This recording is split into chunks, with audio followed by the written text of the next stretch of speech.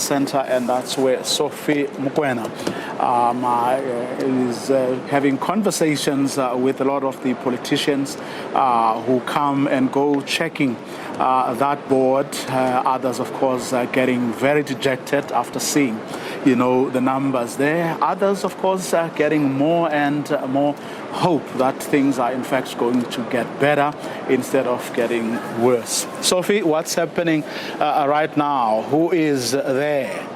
Well, Vuyo, quite a number of party agents are still here, or people who have been deployed here to look at that board. The board, very famous board.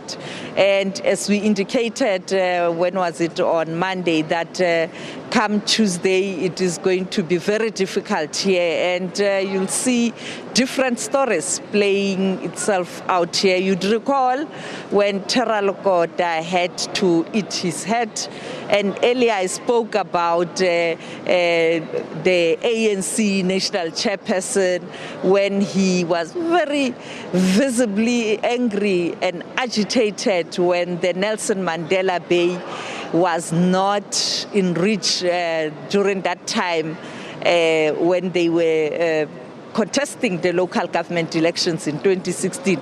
Who can forget Musima Imani standing there as a DA leader then when it was still rosy, also very angry about some objections. And then Julius Malema also, I remember where you see the curtains, the blue curtains, there was a room there where the IEC used to meet with the party agent, and a heated press conference there. But let's talk to Makhosini Mkhichwa just to unpack the discussion I had with Paul Mashatile earlier on. It looks like ANC is really, really at pains to explain what happened and where to from here. Yes, I think the ANC is, facing a time where it needs to reflect as to how it's going to proceed going forward, because the trajectory that it's on now is not a good one. All the trends are indicating that it is declining. So it has to do something to stop that decline. And I think the ANC in many instances has itself to blame for all those things, because the things that people are unhappy about, whether it's about lack of water or lack of electricity and other things, these are things that, as you correctly pointed out to him, that ANC cadres are responsible for those things. We are hearing what is being said in the State Capture Commission, and people are talking about, amongst other companies, ESCOM, and the fingers are pointing at ANC deployees. So I think they have a very, very important job of looking at themselves and seeing how they can change things around, because the trajectory they are on is not good.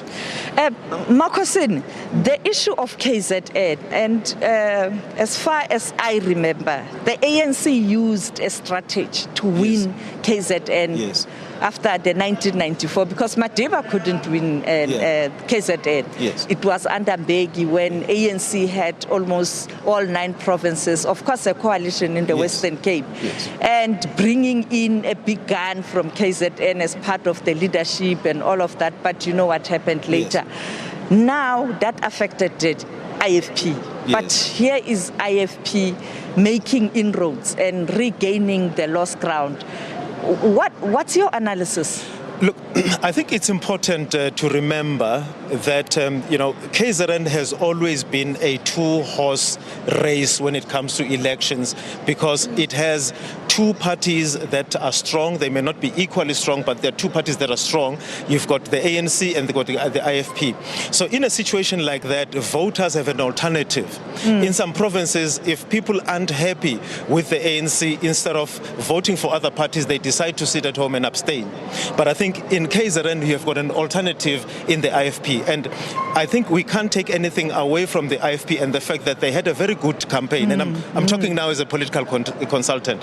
They had a very good campaign. That was my view also when I was speaking to them. Absolutely. And also, they have mastered something that the ANC is battling with at the moment, which is generational mix.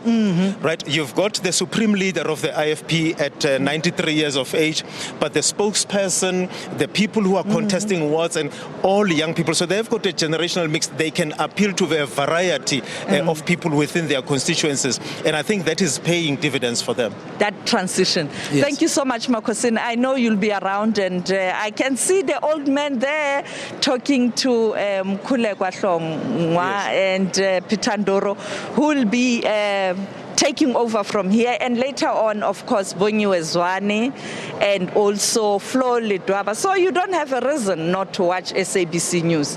Yes, trust the SABC. Over to you, Vuyo and Francis. Thanks, Sophie Mkwena on the floor here at the Results Center. She is indeed correct. Francis and I will be leaving in the next few minutes, but of course, Peter Ndoro will be taking you for another good few hours, whereafter Bongiwe and Flo will take you to the morning, all the way to Morning Live. Rolling coverage that you are getting only from the SABC, your national public broadcaster. But let's quickly go to the Western Cape. Asanda